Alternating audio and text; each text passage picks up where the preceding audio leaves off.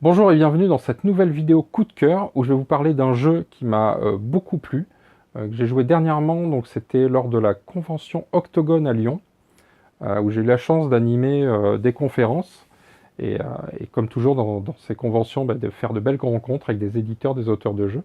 Et je fais un coucou tout particulier aux organisateurs de cette convention, aux bénévoles, parce que c'était vraiment super, quoi. Un super moment et très belle chose.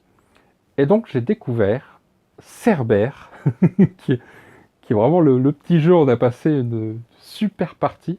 Et j'ai très hâte, je pense que je vais. Ça fait partie des jeux que je vais un stand-by dès que ce sera possible. Donc Cerbère, c'est un jeu compétitif, mais un petit peu semi-coop. C'est un jeu où en fait on est des personnages, on s'échappe des enfers parce qu'on est des gens. Voilà, je ne sais plus trop la thématique, parce que sur les salons on explique sûrement tout, mais on ne retient pas la moitié des choses. Par contre, l'idée, c'est qu'on est sur un plateau et on va avoir des cartes en main. On a tous les mêmes cartes. Et quand on joue une carte, on va pouvoir soit faire avancer notre bonhomme. Ça, c'est pas bien parce qu'on est un peu trop égoïste. Par contre, ce qui est bien, c'est qu'on va pouvoir aider les copains. C'est-à-dire qu'on va pouvoir faire avancer les autres joueurs aussi. Évidemment, on est poursuivi par le Cerbère, le monstre à trois têtes. L'idée pour nous, c'est de nous enfuir et d'atteindre le Styx. Donc d'atteindre en fait des barques. Sauf que en début de partie, il y a 3 barques face cachée. C'est-à-dire qu'ils ont un certain nombre de places, qui vont de 1 à 3 places. Évidemment, nous on a joué à 5 par exemple, ce qui veut dire que il y a 3 joueurs qui vont peut-être gagner et 2 qui vont rester la larme à l'œil devant les barques. Donc ce qui est bien, c'est qu'on ne sait pas où sont les emplacements. L'idée, c'est que parmi les cartes, donc je vous ai dit, on peut déplacer des personnages, mais on peut aussi aller voir secrètement le nombre de places dans les barques, voire les manipuler un petit peu. Parce que il y a plusieurs plateaux. Quand on arrive au dernier plateau, quand un joueur arrive sur le dernier plateau, les 2 barques dégagent, il n'en reste plus qu'une. Et à ce moment-là, on découvre. Effectivement, si c'est la barque avec une place, ça veut dire qu'il n'y aura plus qu'un seul gagnant. Sauf que, je vous ai dit, on est poursuivi par Cerbère. Le truc, c'est que si Cerbère rattrape un des joueurs, il le croque.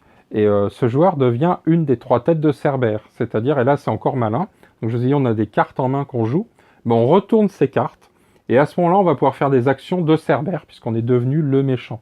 Et donc notre but, en tant que joueur, ça devient, évidemment, d'empêcher les joueurs, les autres, de s'échapper. Donc il y a un côté coopératif, c'est-à-dire on a tout intérêt à ce que les joueurs, les copains, ne se fassent pas attraper par Cerbère, en fait que aucun d'entre nous, même si on est tenté de glisser la peau de banane ou de planter le poignard dès qu'on peut.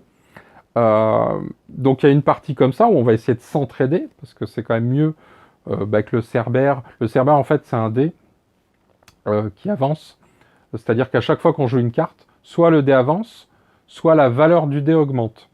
La valeur du dé, c'est le nombre de cases que va se déplacer Cerbère. Donc en gros, à chaque fois qu'on joue mécaniquement, on va enclencher le moment où Cerbère, bing, il va nous foncer dessus. Et évidemment, certaines cartes font augmenter la valeur, donc on va voir de jusqu'où il peut avancer. Donc il y a un côté où on peut calculer, se dire, bon, là, il va à telle case, je vais essayer de t'aider. Mais en même temps, on peut aussi avoir tendance à se dire, tiens, fais-toi bouffer. Sauf que Cerbère devient plus fort, ça devient plus dur de gagner, etc. Donc il y a un petit côté coopératif. Comme je vous l'ai dit, sur les barques, on ne peut pas tous y aller. Donc il y a aussi un petit côté... moi, par exemple, j'avais vu qu'il y avait trois emplacements. J'avais fait en sorte de dégager ça pour qu'il n'y ait plus qu'un seul emplacement. Donc moi, j'ai été le seul à être au courant qu'il n'y aurait qu'un seul gagnant. Évidemment, j'ai perdu parce que c'était pas malin de ma part. Mais voilà, donc on va pouvoir par moment négocier des choses. Dire, écoute, je vais jouer ça, je te fais bouger toi. Est-ce qu'en échange, toi, tu veux pas jouer juste après, faire ça? Donc on va négocier. Et évidemment, c'est des négociations qui n'ont pas de pacte, hein, c'est-à-dire oui, oui, je te ferai ça, puis je le fais pas. Donc voilà, on est vraiment sur un petit jeu comme ça de course, petit jeu d'enfoiré, voilà, où on rigole bien. Alors évidemment, il ne faut pas jouer avec des joueurs susceptibles, hein, mais sinon, franchement, nous on a passé une super. C'est assez marrant, c'est du jeu d'ambiance parce que la partie, on est quand même sur, je crois qu'on a joué nous 3 quarts d'heure. À 5 joueurs, on a joué un peu plus de 3 quarts d'heure, presque 1 heure. Mais voilà, il n'y a pas de moment de temps mort. On est vraiment tout le temps tout le temps à jouer une carte, à faire avancer. Chaque fois qu'on fait quelque chose, on déplace les copains, donc on les fait reculer, on les fait avancer. Les plateaux, les plateaux sont recto verso. Ça, j'ai bien aimé l'idée qu'il y ait des plateaux un peu plus difficiles que d'autres, c'est-à-dire avec des chemins particuliers. Et surtout, il y a des petites mécaniques sympas. Il y a par exemple un pont, c'est-à-dire que le premier joueur qui passe le pont, donc lui, il a été plus vite que les autres, sauf que le pont, et ben, il tombe parce que c'est un pont de liane pas très entretenu. Hein. Et donc, du coup, ça rallonge le chemin, etc. On peut avoir un système aussi de téléporteur où quand un joueur clique sur le bouton, tant qu'il reste en place sur le bouton, les gens peuvent se téléporter, donc aller plus vite. Donc voilà, il y a plein de petites choses comme ça. C'est un jeu qui sort en boutique, je crois, dans pas très longtemps. En tout cas, voilà, c'est mon coup de cœur. Vraiment, on s'est éclaté. La partie, elle a été d'enfer. Une ambiance vraiment comme on aime. On se prend pas la tête. C'est facile. On calcule quand même. On fait un peu de la stratégie. C'est la stratégie à double bang, hein, c'est-à-dire, tiens, je t'aide en début de partie. Tu vois, j'ai été sympa, donc me fais pas des coups foireux après. Et puis il y a toujours le moment où on fait un coup foireux et tout le monde nous hurle dessus. Et voilà, c'est assez rigolo. Donc ça c'est un jeu, voilà. Si vous l'avez pas encore dans le viseur, essayez de trouver des infos dessus parce que c'est vraiment ça vaut le coup. Quand on aime un peu les jeux comme ça, un peu chafouins, qui nous font couiner. Je crois qu'il est prévu de 3 à 7 joueurs, si je dis pas de bêtises. 3 ou 6 ou 3 ou 7. À 3 joueurs, franchement, je suis pas sûr de l'intérêt. 4, je pense que c'est déjà limite. Je pense que le jeu trouve vraiment toute sa puissance et toute sa saveur à plus de 5. Quoi. À partir de 5, c'est vraiment top. Ça donne aussi, en nous, un des joueurs qui a joué avec nous avait déjà fait plusieurs parties. J'ai déjà fait une partie d'avant.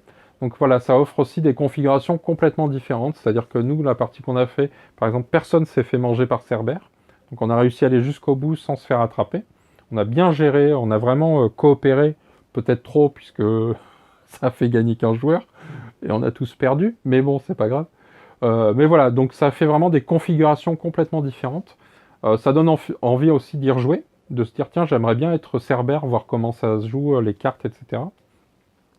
Peut-être le petit bémol que je mettrais, c'est que ça donne envie. En fait, c'est un jeu qui donne envie d'avoir des nouveaux plateaux, des nouvelles petites mécaniques, des nouvelles cartes. Alors j'ai pas dit, j'ai parlé des cartes qui nous permettent de faire des actions. On a aussi des cartes bonus qu'on va récupérer. Donc ça aussi, c'est quelque chose qui peut être bien parmi les actions. C'est je prends une carte et j'en donne une à 2 autres joueurs. Les cartes bonus, c'est des actions supplémentaires en plus de notre tour de jeu. Donc qui vont vraiment, là, qui peuvent faire reculer des copains, qui peuvent nous faire avancer très vite, etc., etc. Donc ouais, ça donne très envie en fait d'avoir plus de choses. En fait, le matériel donne envie euh, des nouveaux plateaux, des nouvelles mécaniques, des nouvelles cartes, des nouvelles actions.